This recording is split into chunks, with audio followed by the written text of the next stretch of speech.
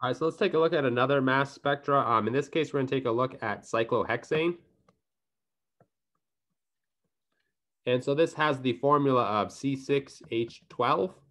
And so again, when we're counting our molar masses, we're going to round everything to the ones place. So a carbon is going to weigh 12 grams per mole, a hydrogen 1, a nitrogen 14, an oxygen 16, and then a sulfur a 32, right? Round to the ones place. And so if you calculate this right over here, you get 84 grams per mole as your molecular ion peak. So let's go ahead and take a look at the mass spectra over here.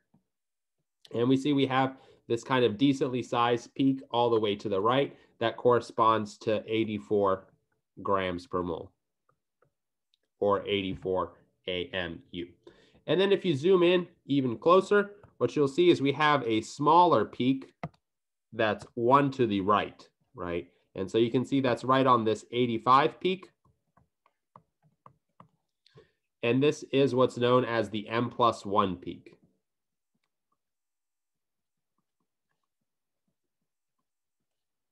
And so you'll always see this peak. It'll always be approximately 1% of the molecular ion peak. And so if you want to think about why this happens, in mass spectroscopy, what we're doing is we're shooting individual molecules. And so what we do is weigh individual molecules.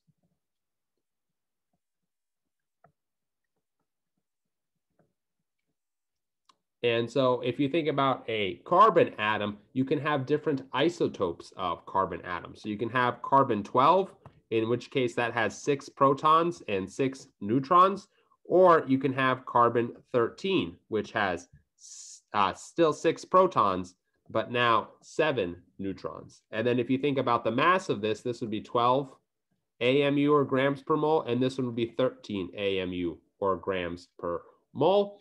But then another thing you have to think about is the abundance here. This one is about 99% of all carbon is carbon 12, whereas approximately only 1% is carbon 13. And so this M+1 peak that you're seeing, this is from one of the carbons being a carbon 13.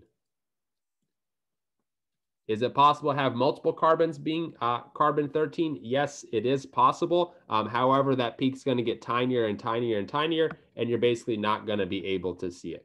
And so that's the main thing that you want to identify with mass spectra is your molecular ion peak. And so it's always going to be kind of a good-sized peak furthest to the right. Just be careful that you don't identify as the M+1 peak. Again, you can see here that our base peak is different than our molecular ion peak.